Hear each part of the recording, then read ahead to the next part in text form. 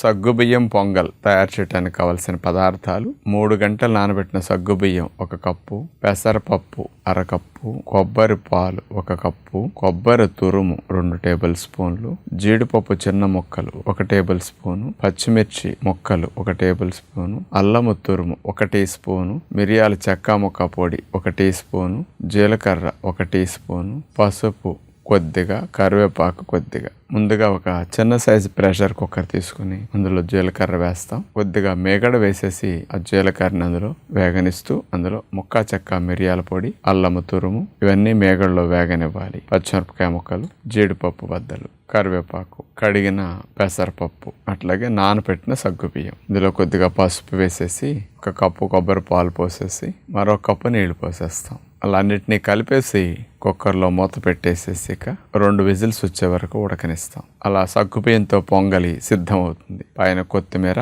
నిమ్మరసం చల్లేస్తాం.